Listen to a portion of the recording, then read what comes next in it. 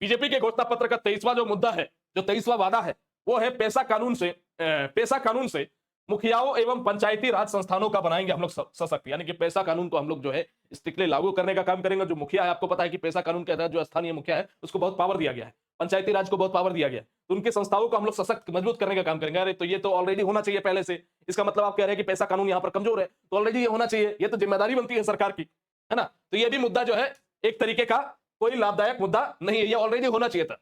अब जैसे हम लोग अगर बात करें कि जो चीजें एकदम मिलनी ही चाहिए, जैसे एक बच्चा किसी घर में जन्म लेता है तो उसको पाल पोस के माँ बाप बड़ा करते हैं, है ना। तो पाल पोस के बड़ा करने के दौरान जो है बच्चे के लिए खिलौना खरीदना होता है, तो खिलौना खरीदना क्या आप उसको गिनवाएंगे कि खिलौना हम अच्छे से हर साल खरीदेंगे? वो तो तुम्हारी जिम्मेदारी बनती है यार, है ना। आगे बात करते हैं, जो 24वां नंबर घोषणा है, 24वां नंबर वादा है भारतीय जनता पार्टी का आप लोगों से, वो है झारखंड को कौशल विकास के हब के रूप में हम लोग विकसित करेंगे।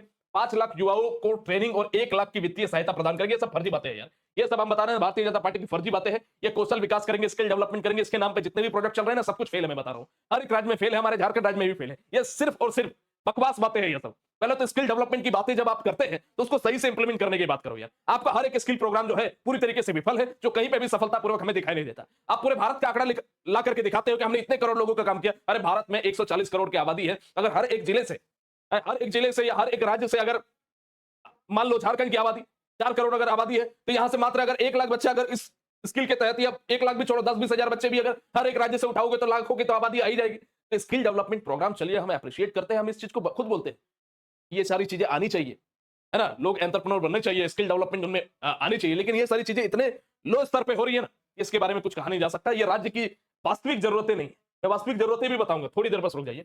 और भारतीय जनता पार्टी के जो असली, या माफ कीजिएगा अंतिम जो वादा है, वो 25वां जो घोषणा है, वो है झारखंड को पर्यटन का हब बनाने के लिए आदिवासी सर्किट, इको टूरिज्म और सांस्कृतिक केंद्रों का हम लोग विकास करेंगे, है ना। यानी कि पर्यटन को बढ़ावा देने के लिए यहां पर बेसिकली कहा गया है, जो मेरा एक तरीके से एक सपना है कि आदिवासी झारखंड में अगर हम लोग बात करें तो पर्यटन का क्षेत्र को काफी हद तक विकसित किया जा सकता है, हमारी सांस्कृतिक धरोहरों को विकसित किया जा सकता है ना। हमारे जितने भी महान क्रांतिकारी थे उनके जन्म स्थलों को विकसित किया जा सकता है ना। तो ये सारी चीजों पे भारतीय जनता पार्टी ने वादा किया है कि इन सभी मुद्दों पे हम लोग काम करने का काम करेंगे। लेकिन इन 25 घोषणा पत्र के बारे में हम लोग बात करते हैं, तो इस पूरे 25 घोषणा पत्र में से अधिकांश जो घोषणा पत्र है झारखंड के लोगों के हितों के लिए नहीं है। झारखंड के लोगों के लिए कुल मिलाकर के 25 में अगर बात करें तो 6, 7 या 8 ही ऐसी घोषणा है जो वास्तविकता में झारखंड के लोगों की जरूरतें हैं। बाकी के 12, 13, 15 जो घोषणा है वो पूरी तरीके से फर्जी है, बेकार है, उससे किसी भी झारखंडी को लाभ नहीं होने वाला है। मुझे नहीं पता भारतीय जनता पार्टी ने किस तरीके से, इनका कहना तो यह है कि करोड़ों लोगों से हमने पूछा और करोड़ों लोगों में से मैक्सिमम लोगों ने, आज अगर हम बात करें झारखंड के मैक्सिमम लोग क्या चाहते हैं, किस बारे में बात करेंगे कि भैया 1932 आधारित स्थानीय नीति, 1932 के खतियान आधारित स्थानीय नीति, सबसे ज्यादा लोगों ने ओपिनियन इसी बात को दिया था। लेकिन मैंने 1000 बार आपको लिख दिया कि भारतीय जनता पार्टी की सरकार कभी भी 1932 के खतियान को हमारे राज्य में लागू करने नहीं देगी। तो चंपई सोरेन हमेशा वादा किया करते थे कि मुझे 1932 के खतियान आधारित स्थानीय नीति चाहिए। हर एक नेता जो झूठ का जुमलेबाजी दूसरे तरफ करता है, वो भारतीय जनता पार्टी में जाने के बाद सारे वादे जो हैं उनके खत्म हो जाते हैं। 1932 के खतियान पर बाबूलाल मरांडी ने बात करेंगे, ना ही चंपई सोरेन बात करेंगे। आप इसी हद से देख लो 1932 का खतियान कितना जरूरी है हमारे राज्य के लिए, इसके बारे में हर कोई जानता है। इसके बारे में मैंने स्पेसिफिक कई वीडियोस बनाए, इस पर मैंने आपको बताया कि 1932 के खतियान के तर्ज पे हमारी स्थानीयता लागू होनी चाहिए। बंगाल में अगर हम लोग बात करते हैं, हमारे बिहार में अगर बात करते हैं, इधर छत्तीसगढ़ में हम लोग बात करते हैं, उड़ीसा में अगर हम लोग बात करते हैं, 1932 आधारित स्थानीय नीति वहां पर चलती है। लेकिन हमारे राज्य में जब हम लोग बात करते हैं तो हमारा राज्य तो बाबा जी का ढाबा है भाई। यहाँ पर आकर के हर एक, आप देखोगे बाहर का नेता आकर के, बाहर का उद्योगपति आकर के, बाहरी लोग आकर के यहाँ पर दबदबा कायम करने का काम कर रहे हैं। तो भैया हमारा राज्य है तो हमारे राज्य के सारे खनिज संसाधनों से लेकर के हर एक अधिकार क्षेत्र पे हमारा हक होना चाहिए पहला, उसके बाद दूसरे लोगों का हक होना चाहिए। तो 1932 खतियान पे भारतीय जनता पार्टी ने पूरी उम्मीद थी। मैंने पहले ही आपको एक तरीके से फ्यूचर प्रेडिक्ट कर दिया था कि कोई बात नहीं होगी 1932 के खतियान पर, तो कोई बात नहीं हुई। तो आप इसी तरीके से समझ सकते हैं और बोलते हैं कि आदिवासी का वोट चाहिए। आदिवासी कभी जन्म में आपको वोट नहीं देंगे, मैं बता रहा हूं। और आदिवासी छोड़िए, मूल झारखंड भी आपको वोट नहीं देगा। क्यों देगा वोट भाई? वो चाहता है मूल लोग, आप बोलते हैं कि हमने ओपिनियन मांगा लोगों से, मैक्सिमम लोगों का ओपिनियन में लिख करके देता हूं कि 1932 का खतियान पहले नंबर पे होगा। राज्य का कितना गर्म मुद्दा है आपको बहुत अच्छे से पता है। 1932 का खतियान का मुद्दा पहला तर्ज है और उस तर्ज पे आपने थोड़ा सा भी बयान नहीं दिया, कोई भी बात नहीं रखी।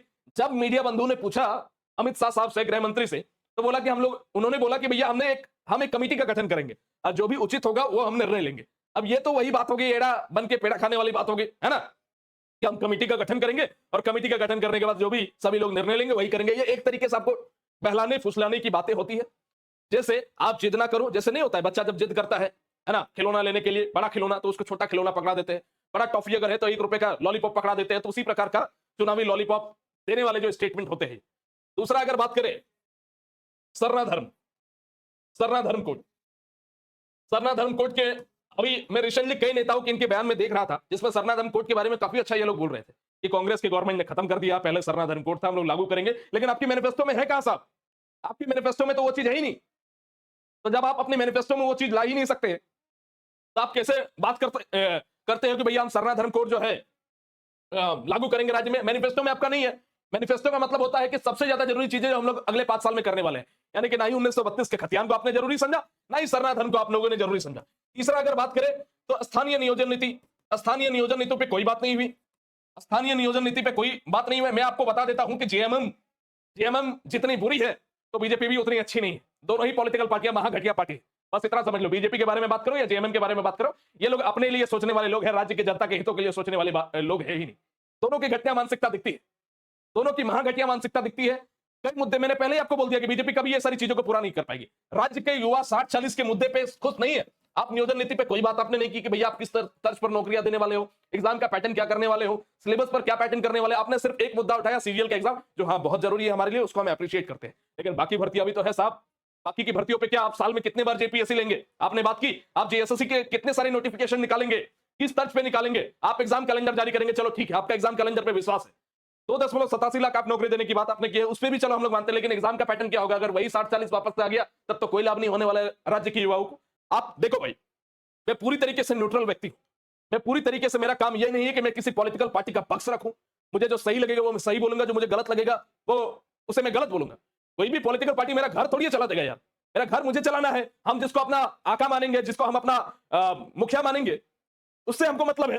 तो हम राज्य के मुख्यमंत्री को चुनने वाले हैं, राज्य में सरकार को हम चुनने वाले हैं। हमारी जरूरतों के बारे में बात ही नहीं होगी तो हम किस बारे में वोट देंगे बताओ? तो कुल मिलाकर के अगर हम लोग बात करें, अभी तक के झारखंड के इतिहास का सबसे घटिया मैनिफेस्टो भारतीय जनता पार्टी का है।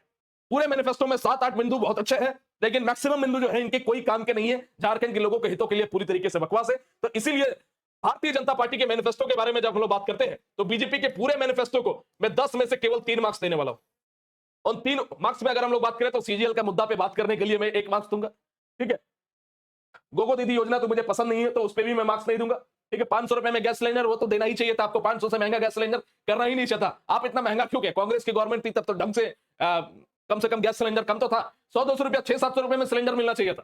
सिलेंडर में महंगाई है, ये हर कोई जानता है। बेरोजगारी भत्ता आपने बोला कि 2000 रुपए 2 साल देंगे, उसके लिए स्टूडेंट के लिए जितनी बातें आप करेंगे वो हम उसको अप्रिशिएट करेंगे। चाहे घर देने के बारे में बात हो, तो घर देना तो आपकी जिम्मेदारी बनती है साहब, घर देने, ठीक है, कोई बड़ी बात नहीं। घुसपैठियों को रोकना ये आपकी जिम्मेदारी बनती है। इसको अनाउंस मैनिफेस्टो में करना जरूरी नहीं था। इसको आपकी जिम्मेदारी बनती है कि बीजेपी की सेंट्रल गवर्नमेंट बीएसएफ उसको प्रोटेक्ट करने का काम करती है, स्टेट गवर्नमेंट की भी गलतियां है। दोनों को मिलकर के सहभागिता करते हुए घुसपैठ पर तो राजनीति नहीं करनी चाहिए थी, उसको सीधा रोक या लगाम लगानी चाहिए थी, है ना। इसके बाद जो आपने बोला कि पर्यटन को विकसित करेंगे, उस पर हम 1 मार्क्स देने के लिए तैयार है। चलिए कुल मिलाकर के अगर 1 नंबर आपको अगर हम दे और थोड़ा सा बढ़ा दे कि चलो 2-4 बातें पर्यटन वगैरह पे भी आप अच्छा बात की, तो 10 में से 4 नंबर आपको मिलेगा, उससे ज्यादा नहीं मिलने वाला है। तो अभी तक झारखंड में 2 पॉलिटिकल पार्टियों ने अपना घोषणा पत्र जारी किया। पहला झारखंड लोकतांत्रिक क्रांतिकारी मोर्चा, जिसको मैंने 9.5 मार्क्स दिया। देखो, एक छोटी सी पॉलिटिकल पार्टी जो अभी बनकर के तैयार हुई है, उसको पता है कि राज्य की वास्तविक मुद्दे क्या है, किन मुद्दों पर हमें बात करना है। उसको हर एक बात पता है, क्योंकि वो यहाँ का लोकल है, उसको हर एक बात पता है। इसलिए 9.5 नंबर मैंने आपको दिया, ऐसे हवा में नहीं दे दिया, फैक्ट के आधार पर हर एक चीज को एक्सप्लेन करते हुए। आपका जो मैनिफेस्टो है पूरी तरीके से फर्जी है, पूरी तरीके से बेकार है। हाँ, जो भारतीय जनता पार्टी के समर्थक है वो मुझे पूरा भला लिख सकते हैं नीचे, मुझे इस बात से कोई फर्क नहीं पड़ता। मुझे इसलिए फर्क नहीं पड़ता ना क्योंकि ये राज्य मेरा है और ये राज्य की वास्तविक जरूरतों के बारे में मैं बात करूंगा। भारतीय जनता पार्टी मेरा घर नहीं चला देने वाले, ना ही जेएमएम मेरा घर चला देगी। दोनों ही पॉलिटिकल पार्टियों के बारे में बात करें, दोनों ही पॉलिटिकल पार्टी कितनी करप्ट है हर किसी को पता है। तो दोनों ही पॉलिटिकल पार्टी के बारे में मैं क्यों इतना समर्थन दूं भाई? मेरे को अपने आप से मतलब है, मेरे को अपनी फैमिली से मतलब है, मेरे को अपने राज्य से मतलब है, राज्य के लोगों से मतलब है। मैं कभी इस पॉलिटिकल पार्टी के पीछे नारा देने के लिए तो नहीं जाऊंगा जिंदाबाद जिंदाबाद का, क्योंकि मुझे पता है कि दोनों ही पॉलिटिकल पार्टियां अपने मतलब के लिए काम करती है, ठीक है। तो कुल मिलाकर के अगर बात करें, झारखंड में आज जो मैनिफेस्टो भारतीय जनता पार्टी का जारी हुआ है वो पूरी तरीके से फर्जी है। 10 में से 4 मार्क्स हम देंगे। और आप इसको किस तरीके से देखते हैं आप नीचे कमेंट बॉक्स में लिखें।